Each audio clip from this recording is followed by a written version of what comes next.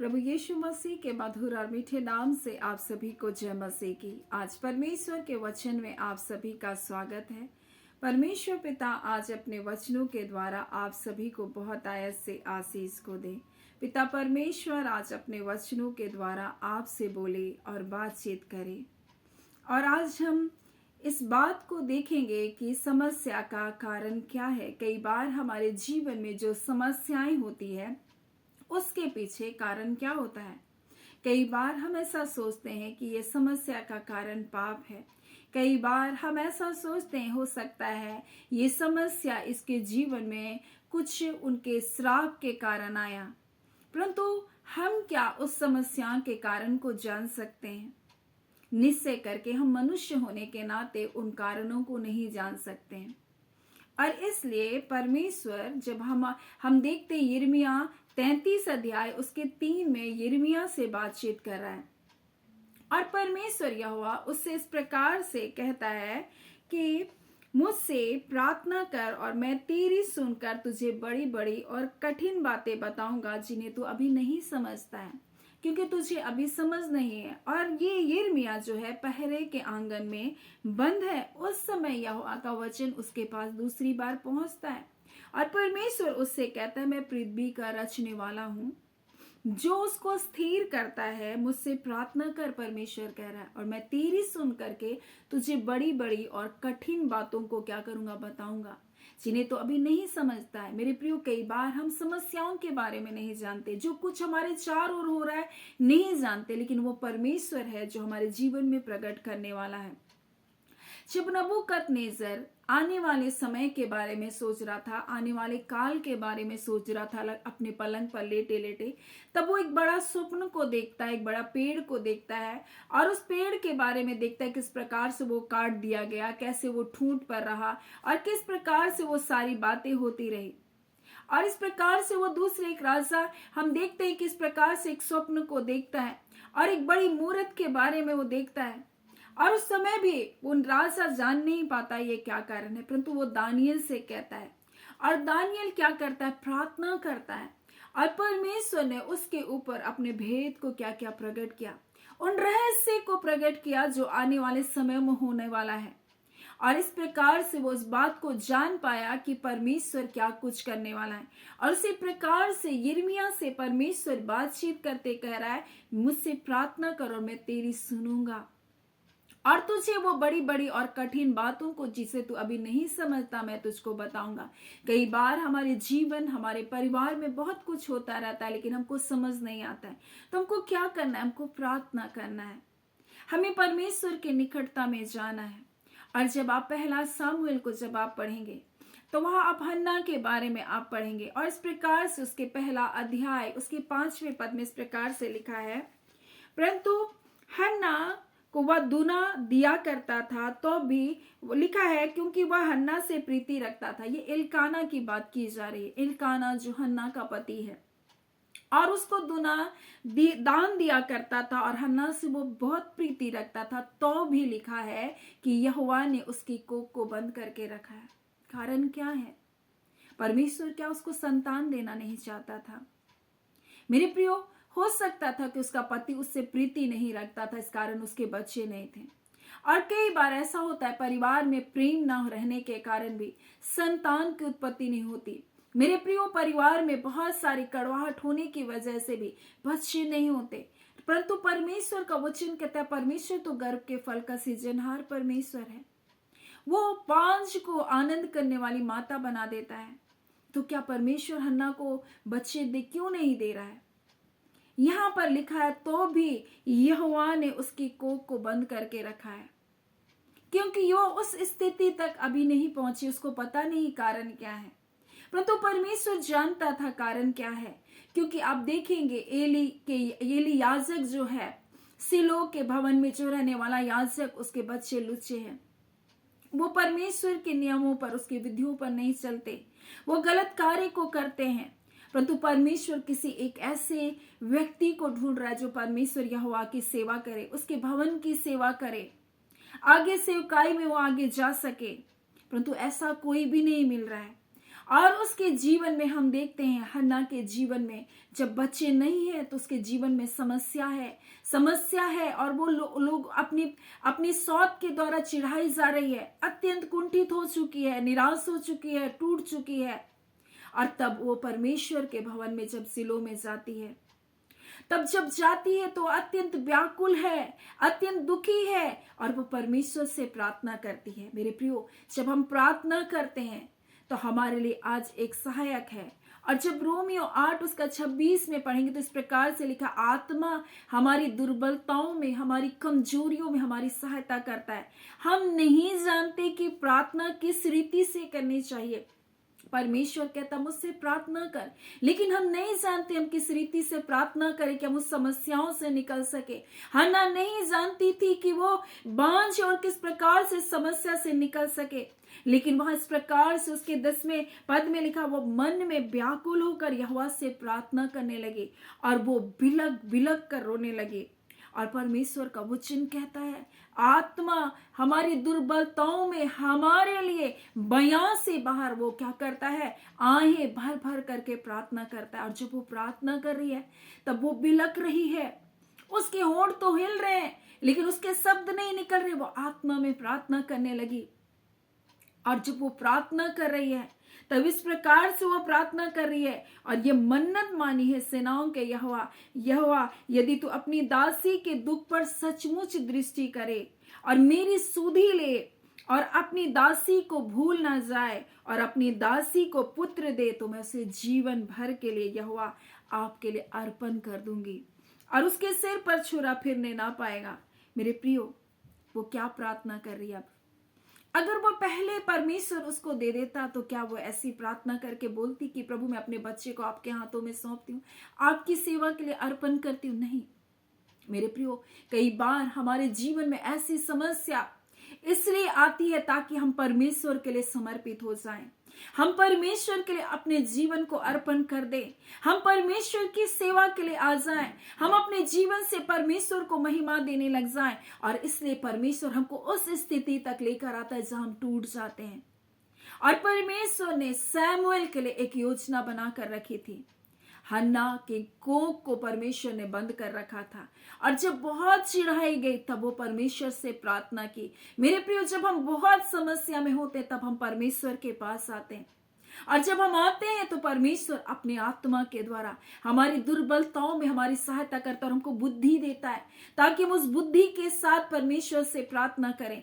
और मेरे प्रियो, जब आप यीशु मसीह के जीवन को आप देखें, वो रात भर परमेश्वर के साथ प्रार्थना करता था, परमेश्वर से बातचीत करता था और जब सुबह आता था तब लोगों को, बीमारों को चंगा करता था, सुसमाचार का प्रचार करता था, वो लोगों से बातचीत करता था। और आप जब देखेंगे यीशु मसीह कई अंधों को चंगा किया, लेकिन अलग अलग तरीके से।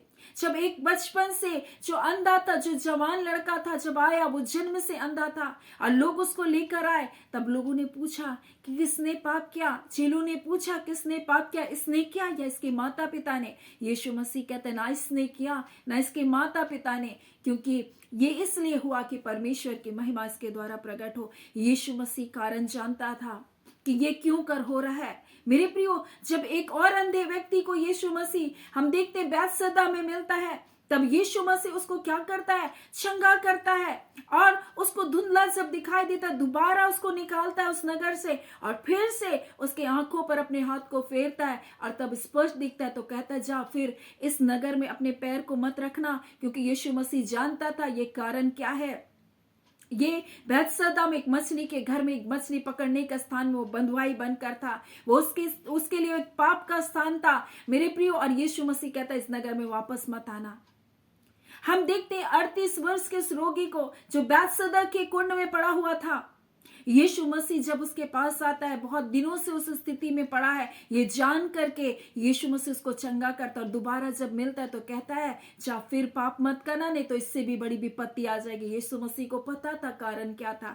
मेरे प्रियो, जब तक समस्या का कारण पता नहीं होता, एक डॉक्टर कभी मरीज का इलाज नहीं करता। वो सबसे पहले उसको टेस्ट करता है, उसके कारण क्या उसको जानता है, तब वो इलाज शुरू करता है। यीशु मसीह जानता था कि इस बीमारी का, इस समस्या का कारण क्या है, क्योंकि वो प्रतिदिन परमेश्वर के पास जाता था, परमेश्वर से प्रार्थना करता था, परमेश्वर के आत्मा के वो चलाए चलता था, उस आत्मा से वो परिपूर्ण था। मेरे प्रियो, इसलिए यिर्मयाह से वो कह रहा, मुझसे प्रार्थना कर, मैं तेरी सुनकर तुझे बड़ी बड़ी और कठिन बातों को बताऊंगा जिसे तू अभी नहीं समझता। हन्ना अपने जीवन में बांझ थी, वो नहीं जानती थी क्यों इतने दिनों तक बांझ है। पति प्रीति तो रखता था, परंतु जब वो बहुत दुखी, बहुत निराश, बहुत टूट गई, तब वो प्रार्थना करने लगी। और जब प्रार्थना करने लगी, आत्मा ने उसकी सहायता किया कि तुम ऐसे प्रार्थना करो। और उसने कहा, परमेश्वर मुझे पुत्र ही देना, मुझको पुत्र देना, और जब वो पुत्र आप मुझे देंगे, मैं उसको आपके लिए अर्पण कर दूंगी। मेरे प्रियो, कई बार परमेश्वर हमारे मुख से कुछ ऐसी बातों को चाहता है कि हम क्या करें, परमेश्वर से उन बातों को बोलकर प्रार्थना करें। कई बार हम नहीं जानते हम प्रार्थना कैसे करें, क्योंकि परमेश्वर का वचन कहता है, क्योंकि हम नहीं जानते। हाँ मेरे प्रियो, हम नहीं जानते कैसे हम प्रार्थना करें, और पवित्र आत्मा ही है जो हमारे लिए आहें भर भर कर बयां से बाहर हमारे लिए विनती करता है। और इसलिए उसका वचन जब इब्रानी 7 उसके 25 को पढ़ते हैं, इस लिखा है, इसलिए जो उसके द्वारा परमेश्वर के पास आते हैं उनका वो पूरा पूरा छुटकारा करता है, पूरा पूरा उद्धार करता है, क्योंकि वह उनके लिए विनती करने के लिए सर्वदा जीवित है। वो हमारा पूरा पूरा छुटकारा करने वाला प्रभु है। और इसलिए यिर्मयाह से कह रहा, मुझसे प्रार्थना कर और मैं तेरी सुन करके तुझे क्या करूंगा, बड़ी बड़ी और कठिन बातों को बताऊंगा जिसे तो भी नहीं समझता। और इसलिए हमें प्रार्थना जब करते हैं, परमेश्वर हमको उन बातों को प्रकट करता है जो समस्याएं हैं, समस्या की जड़ है। चेले नहीं जानते थे क्या कारण से हो रहा है, परंतु उस बात को सीखना चाहते थे और इसलिए पूछ रहे थे, यीशु मसीह किस कारण ये हो रहा है, क्या इसके माता पिता ने पाप किया? क्योंकि वो चेले इस बात को शिक्षा प्राप्त कर रहे थे कि हर एक बीमारी, हर एक समस्या का एक कारण है, और उस कारण के तहत ही ये छुटकारा है। और ये कौन बताएगा? ये पवित्र आत्मा हमें बताएगा। कब बताएगा? जब हम प्रार्थना करेंगे मेरे प्रिय, और हमारे जीवन में वो पूरा पूरा छुटकारे को लेकर आएगा। क्योंकि इसका वचन कहता है, जो उसके द्वारा परमेश्वर के पास आते उनका पूरा पूरा उद्धार करता है, क्योंकि वो उनके लिए विनती करने के लिए सर्वदा जीवित है। हम नहीं जानते हम कैसे प्रार्थना करें, परंतु पवित्र आत्मा हमारे लिए आहें भर भर कर बयां से बाहर क्या करता है, हमारे लिए विनती करता है। आज यिर्मयाह के द्वारा परमेश्वर हमें बताना चाहता, मुझसे प्रार्थना कर और मैं तेरी सुन करके कठिन कठिन बातों को, उन समस्या की बातों को, जड़ों को बताऊंगा। हम देखते हैं नबूकदनेस्सर स्वप्न को तो देखा लेकिन उसका अर्थ नहीं जानता था, लेकिन दानियल जो प्रार्थना करने वाला, प्रार्थना किया परमेश्वर से, और परमेश्वर ने उन स्वप्नों का अर्थ को बताया, उन दर्शनों का अर्थ को प्रकट किया। मेरे प्रियो, आज इस संसार में हमें अगर कुछ परमेश्वर से जानना है, अपने जीवन में उन परिस्थितियों के ऊपर जय को पाना है, तुमको प्रार्थना करना होगा। यूसुफ स्वप्न को जब कोई देख करके आता था, उसका अर्थ को बताता था, स्वप्न के भेद को बता पाता था। क्यों कर? वो परमेश्वर से बातचीत करता था, परमेश्वर से प्रार्थना करता था। जब हम प्रार्थना करेंगे तब परमेश्वर अपने भेदों को क्या करेगा? प्रकट करेगा। हन्ना नहीं जान रही थी ये समस्या क्यों है, लेकिन जब वो टूट गई और तब प्रार्थना की, और जब टूट करके वो प्रार्थना की, आत्मा ने प्रकट किया कि उसे इस प्रकार से प्रार्थना करना है। और उसने इस प्रकार से कहा, हे सेनाओं के यहोवा, अपनी दासी के दुख पर सचमुच दृष्टि कर। वो कहती है, सचमुच दृष्टि कर मेरे प्रभु, और वो कह रही है, मुझ पर दृष्टि कर मेरे प्रिय। इसलिए उसका वचन कहता है, हमें आत्मा से भी प्रार्थना करना और हमें बुद्धि से भी प्रार्थना करना है। और परमेश्वर ऐसी बुद्धिमत्ता को हमारे जीवन में देता है। वो राजाओं का राजा है, और हमारी प्रार्थना सुगंध धूप के समान उसके सन्मुख जाती है। और इसलिए वो हमें क्या करता है? हमें बुद्धि देता है कि हम कैसे प्रार्थना को करें। यीशु मसीह इसलिए तो हमें सिखाया, जब तुम प्रार्थना करना तो कहना, हे हमारे पिता, क्योंकि वो जानता है जब हम उसे पिता कहते हैं, वो पिता को कितना आनंद होता है। वो हम उसकी संतान है। हम एक तरह से परमेश्वर से सीधे सीधे कहते हैं, हम आपकी संतान हैं, और आपको हमारी प्रार्थना सुननी होगी, आपको हमारी बातों को सुनना ही होगा, क्योंकि आप हमारे पिता हैं। और इसलिए यीशु मसीह ने जब सबसे पहले प्रार्थना को सिखाया तो कहा, तुम प्रार्थना करना तो कहना, हे हमारे पिता तो जो स्वर्ग में है, आपका नाम पवित्र माना जाए, क्योंकि आप पवित्र हो। आपका राज्य आए प्रभु, आपकी इच्छा जैसे स्वर्ग में पूरी होती है वैसे पृथ्वी पर हो। हन्ना नहीं जानती थी, वो तो सोच रही थी मुझे एक संतान चाहिए, परंतु अब कहती है, तू सचमुच अपनी दासी के दुख पर दृष्टि करके इस प्रकार से कहती है, सचमुच दृष्टि करे और मेरी सुधि ले, और लिखा है, मेरे दुख पर सचमुच दृष्टि करके मेरी सुधि ले और अपनी दासी को भूल ना जाए और अपनी दासी को पुत्र दे तो मैं उसे जीवन भर के लिए, बोलते हैं कि परमेश्वर यहोवा के लिए मैं क्या करूंगी, अर्पण कर दूंगी। अब वो परमेश्वर से करे, जो कुछ तू मुझे देगा मैं आपको दे दूंगी प्रभु। और कई बार प्रभु परमेश्वर हमें उस स्थिति तक लाता है जहां पर हम अपने जीवन में सिर्फ परमेश्वर को महत्व देते हैं। और अब्राहम को परमेश्वर ने उस स्थिति तक लेकर आया जहां परमेश्वर ने उसको बुढ़ापे में एक संतान को दिया। परमेश्वर ने कहा अपने बेटे को मेरे लिए बलिदान कर दे, और उसने कुछ भी नहीं सोचा और उसने जाना कि जिस परमेश्वर ने मुझको इसमें इतने बुढ़ापे में एक संतान के आशीष को दिया, हमारी मरी हुई अवस्था में परमेश्वर ने जब जीवन को दिया, तो अगर वो मर भी जाएगा तो परमेश्वर उसको जिला लेगा। ये विश्वास के साथ उसने अपने बेटे को बलिदान करने के लिए गया। और तब परमेश्वर कहता, अब मैं जान गया अब्राहम कि तू मुझसे प्रीति रखता है, मेरा भय मानता है।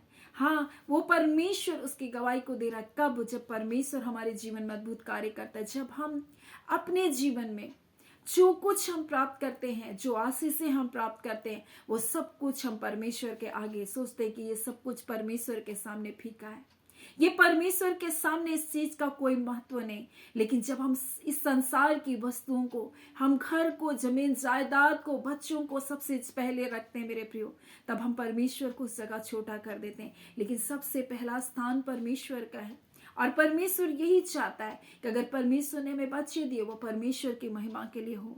कई बार हम उस पर अपने अधिकार को रखते हैं, लेकिन अय्यूब कहता है परमेश्वर ने दिया, परमेश्वर ने लिया, परमेश्वर का नाम धन्य है। वो जानता है जो कुछ मैंने प्राप्त किया वो परमेश्वर से था, और वो परमेश्वर के पास चला गया, उसी का नाम धन्य। वो जानता था ये सब मेरे बस में रखने के लिए नहीं है। कई बार हम कंट्रोल करते हैं, ये सब कुछ मेरा होना चाहिए, कुछ चीजें खो जाती है, कुछ चीजें चली जाती, हम शिकायत करते हैं, हम रोते हैं, हम कितना परमेश्वर को बुरा भला कहने लग जाते हैं। लेकिन परमेश्वर आज अपने वचन के द्वारा हमें क्या बताना चाहता है? कुछ ऐसी बातें हैं जिसको हमको परमेश्वर सिखाना चाहता है, हमें बताना चाहता है कि तुम जानो कि ये जो कठिन कठिन बातें हैं, ये जो तुम्हारे जीवन में जो समस्या है, ये कारण क्या है। परमेश्वर हमें बताना चाहता है, परमेश्वर हमें बताना चाहता है, जिस प्रकार से उन्हें हन्ना के जीवन में प्रकट किया। हन्ना इससे पहले शायद ऐसे कभी परमेश्वर को नहीं बोली, लेकिन एक टाइम आया जब बहुत चिढ़ाई गई, बहुत वो निराश हो गई, तब परमेश्वर से कही, प्रभु आप सचमुच अपने दासी के दुख पर दृष्टि कर, मुझको भूल मत जाना प्रभु, और मुझको जो संतान को देगा मैं आपको अर्पण कर दूंगी।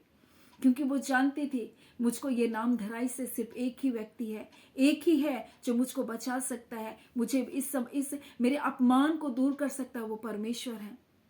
वो उसका पति उसके अपमान को दूर नहीं कर सकता था, उसकी लज्जा को दूर नहीं कर सकता था, सिर्फ परमेश्वर है। और इसलिए कहती है परमेश्वर अगर तू मुझे संतान को देगा मैं आपको अर्पण कर दूंगी। आज परमेश्वर अपने वचन के द्वारा मैं इसी बात को बताना चाहता, मुझसे प्रार्थना कर और मैं तेरी सुनूंगा। परमेश्वर कहता, और कठिन कठिन बातों को तुझे बताऊंगा, क्योंकि तू उसे अभी नहीं समझता। मेरे प्रियो, कई बार हम नहीं समझते, इस कारण हम परमेश्वर से शिकायत करते हैं। लेकिन जब हम जान जाएंगे तो हम शिकायत नहीं परंतु हम धन्यवादी बने रहेंगे, अय्यूब के जैसा। और अय्यूब इसलिए परमेश्वर को धन्य कहता रहा हर विपरीत हालातों में, क्योंकि वो जानता था। और जब अय्यूब ने धन्यवाद दिया तब परमेश्वर ने उसको दुगुना दिया, जो कुछ खोया सब कुछ दुगुना परमेश्वर ने दिया। सो परमेश्वर पिता इन वचनों के द्वारा आप सभी के जीवन को बहुत आयत से आशीष को दे। आमीन। आइए हम प्रार्थना करेंगे। धन्यवाद देते हैं जीवते सच्चे सामर्थ्य पिता परमेश्वर, हम प्रभु यीशु मसीह के मधुर और मीठे नाम से अब आपके पास आते हैं। हम आपके शुक्रगुजार हैं खुदावन परमेश्वर, आपकी दिव्य सांसों के लिए प्रभु, इस जीवन के लिए पिता परमेश्वर, उस अनुग्रह के द्वारा जो अपने बेटे यीशु मसीह के द्वारा हम पर किया प्रभु। हमें परमेश्वर अनंत जीवन के लिए प्रभु जी आपने बुलाया, अनंत जीवन की आशीष को दिया परमेश्वर। हाँ पिता परमेश्वर, उस प्रेम में परमेश्वर हमें रखा प्रभु, उस स्वर्गीय प्रेम से हम सबको परिपूर्ण किया पिता, आपका धन्यवाद। आपने अद्भुत शांति को अपने लोगों को दिए पिता, आपका धन्यवाद। आपने अपनी छुटकारे की आत्मा से अपने लोगों को परिपूर्ण किया प्रभु जी। वो आत्मा जिसने प्रभु यीशु मसीह को मृतक में से जिलाया, आज उसी पवित्र आत्मा रिबांदा खलाप के द्वारा प्रभु जी आपके लोगों के जीवन के तमाम परमेश्वर, वो मरी हुई अवस्था, मरा हुआ जीवन परमेश्वर, मरे सोच और विचार रिबांदा खाला यीशु के नाम से खुलने पाए पिता परमेश्वर प्रभु जी। आज मेरी ये प्रार्थना है खुदान परमेश्वर, जितनों के सोच और विचार को शत्रु ने बांध कर रखा, और परमेश्वर वो आपकी ओर देख नहीं पाते, आपकी ओर सोच नहीं पाते, आपकी योजनाओं को जान नहीं पाते और निराशाओं में पड़े हैं पिता। आज ऐसे सारे सोच और विचारों के बंधन टूटने पाए और खुदान परमेश्वर आपकी इस महान योजना को जान सके जो आपने अपने बच्चों के लिए किया प्रभु जी।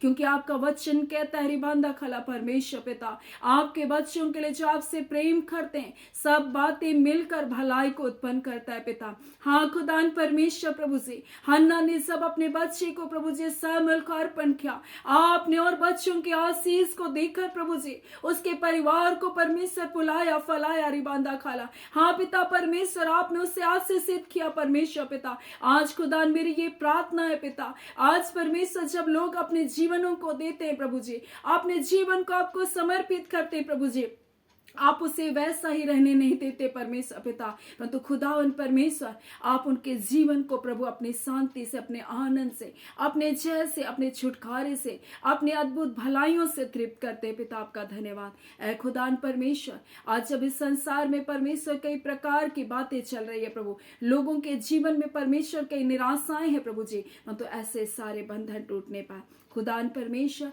वो जीवित आशा को प्राप्त करे प्रभु जी, और जानने पाए उनका पिता स्वर्ग में है जो उनकी प्रार्थनाओं को सुनता है प्रभु और उनका प्रत्युत्तर भी देता है प्रभु जी। हाँ खुदान परमेश्वर प्रभु, चिंता जलाली परमेश्वर ना बदलने वाले बादशाह, आप कहते मुझसे प्रार्थना कर मैं तेरी सुनूंगा। हाँ खुदान परमेश्वर, आप सुनने वाले परमेश्वर, आप अपने बच्चों के लिए अद्भुत कार्य करने वाले परमेश्वर। जितने बीमार हैं खुदावन पिता, आज यीशु के नाम से वो चंगे किए जाए। जितने कोर्ट केस से होकर गुजर रहे हैं, कोर्ट केस में वो जय को पाने जा रहे हैं प्रभु पिता, हम धन्यवाद देते। जितने एग्जाम्स की तैयारी करें, उत्तम स्वास्थ्य और भला चंगा जीवन को दीजिए।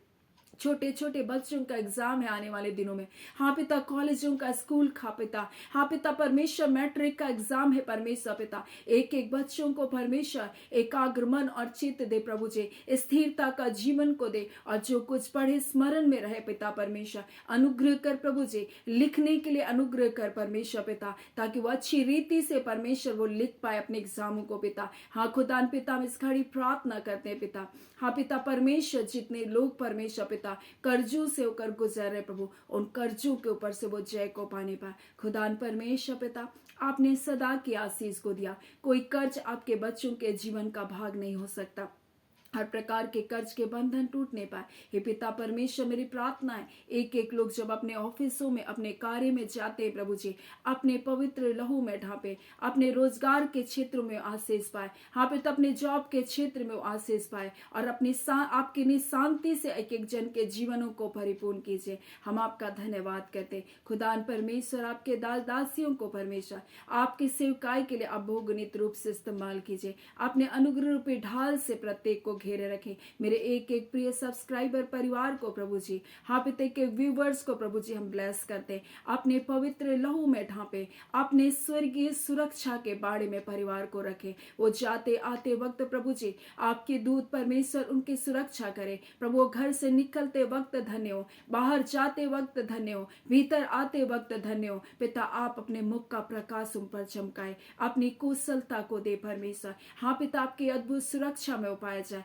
हम आपका धन्यवाद देते हैं, सारी आदर महिमा केवल आपको देते हैं पिता। और धन्यवाद के साथ मेरे पिता ये प्रार्थना आपके बेटे यीशु के नाम से हम मांगते, दया सुने अनुग्रह से ग्रहण कर लीजिएगा, आमीन। परमेश्वर पिता आप सभी को बहुत आयत से आशीष को दे, आमीन।